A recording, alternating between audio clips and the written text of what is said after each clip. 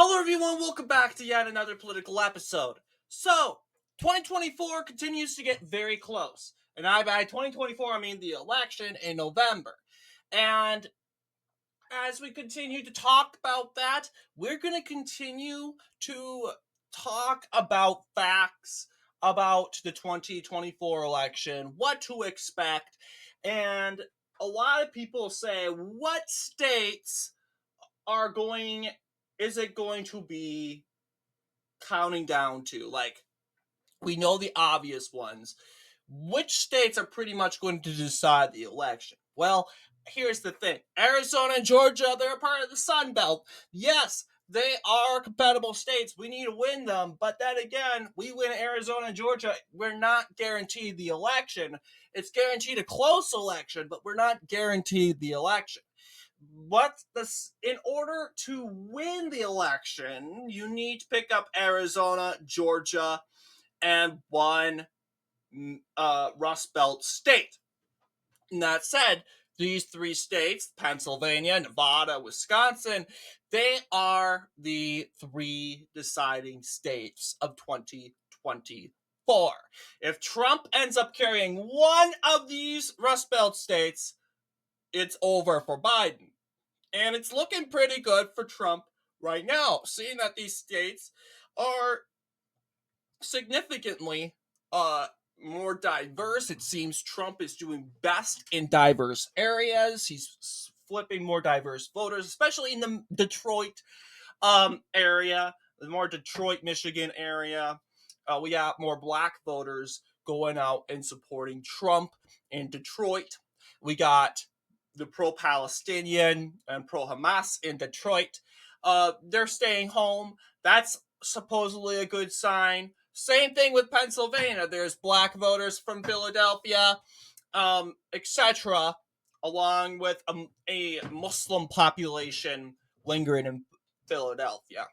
Wisconsin's not that diverse, but it does have auto workers, and auto workers are also going to determine the election. Also, we want auto workers in the industrial vote to stay home or vote for Trump, because then again, what did they get by voting for Biden? They didn't get Orange Man, and it's either they buy the crud of Orange Man bad, or they completely do, or they just don't know what's at stake. So, yes, I'm hoping Trump wins a lot of auto workers also. But yes, we're going to take a look at an update, our prediction regarding Pennsylvania, Michigan, and Wisconsin. So zooming in, we're going to start off on the state of Pennsylvania, a state where Trump is seemingly rising.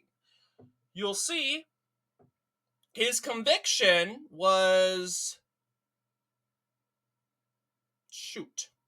We have not got a poll since his conviction.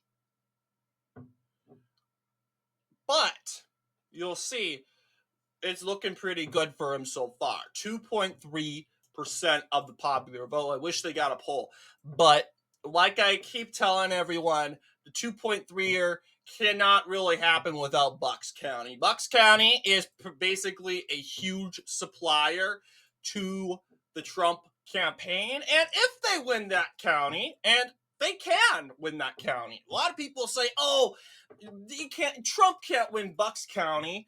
Bucks County's too liberal." Well, no, it's not. Actually, it's a, once again, former Republican stronghold.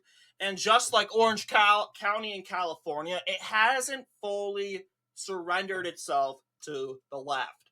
Okay? It hasn't fully surrendered itself.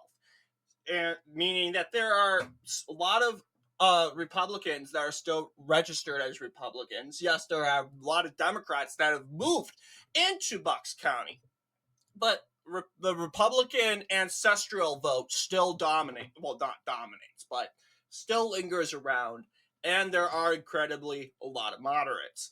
So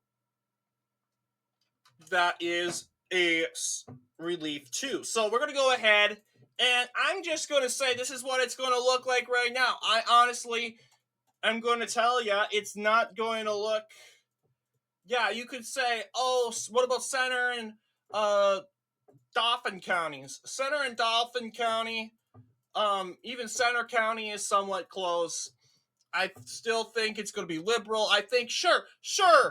Supposedly the pro, uh, you have UPenn, University of Pennsylvania, over there in Center County, that would make and possibly get the state, the county flipped.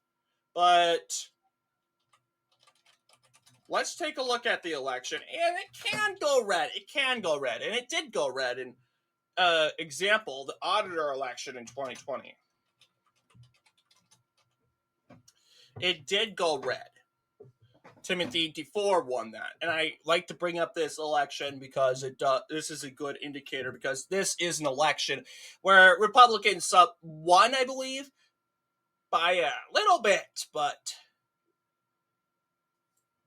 over 2 points, and this is somewhat what it's supposed to look like, but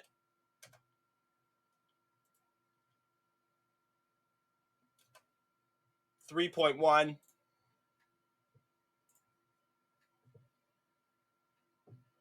Yeah, I would say this is what it's going to look like. Center County is still in for Biden, but if he gets over to 3%, I might consider flipping. I might consider, or if he gets up to 2.6 or any number higher. But yeah, I will definitely consider maybe flipping the coin. But yes.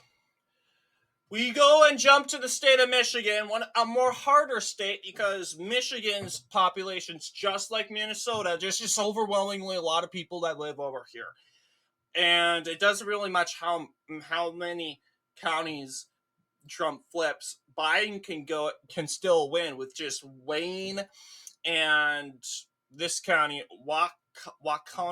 I don't know what it is, but yeah, just the counties over. He can still win with that. Just a majority of votes in the Detroit metro, he can still win, and that is a concern. You'll see Biden has gained in recent polls. Yes, he has gained by a little bit. He jumped from, and I was kind of hoping that wouldn't be the case. Let's see. Yeah, it was kind of the case. In May, it was sort of, and it had nothing to do with the conviction, guys. Nothing to do with the conviction. That was just one poll. But yes, Trump's on a thread. Like the tie poll from MS Mitchell Research is having him at 0.3%. So, good news. It's not going to be as hard as I thought it would be. But this is what I'm thinking it's going to look like. So,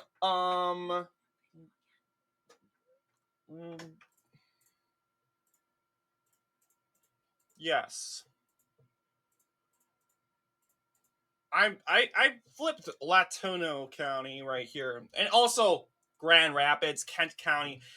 We're gonna flip these counties here. Yeah, it's disheartening. It's disheartening. But then again, guys, focus on the polling front. We need to focus on the polling front. Yes, campaign.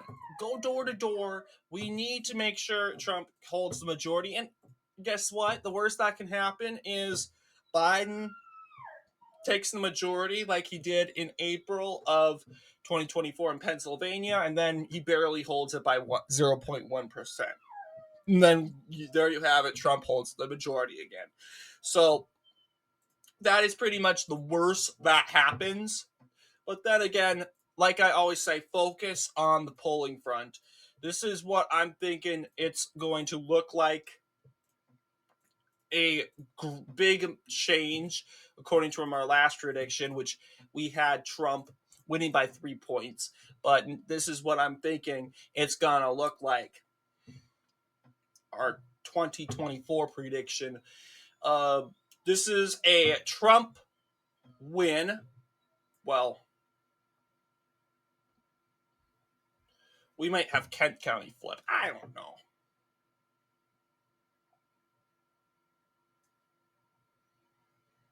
The thing is, let's check out 2016, because that was a race that was very close. And seemingly, yeah, Trump gained a little bit more, 0.23.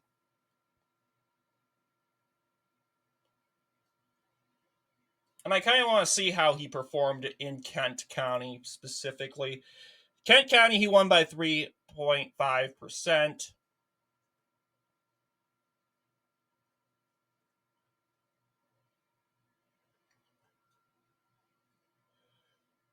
Yeah, I would say this would be what I'm thinking it would look like. 0.3%. It's like this is a barrel of huge thread.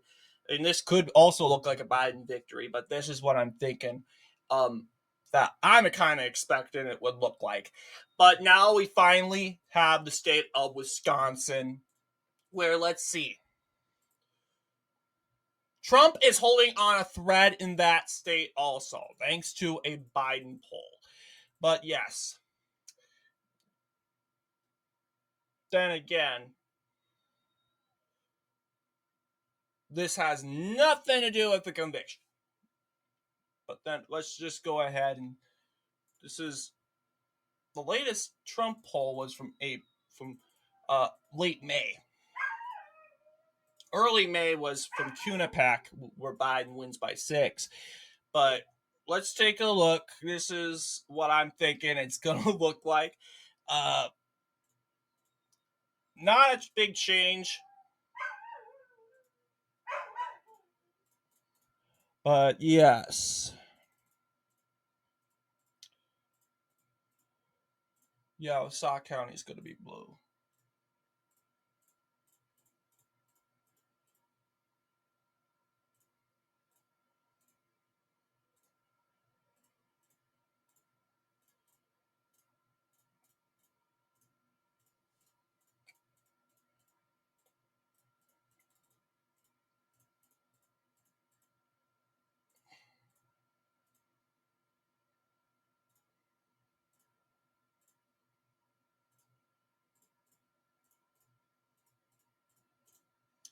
But yeah, it's going to look like 2022 U.S. Senate. That's what I'm kind of thinking. So there you guys have it. Our Rust Belt prediction updated. So what do you guys think? Do you think Trump will regain his momentum in states, especially states like Michigan and Wisconsin? Let me know what you guys think down below. And as always, I will see you all in the next political episode.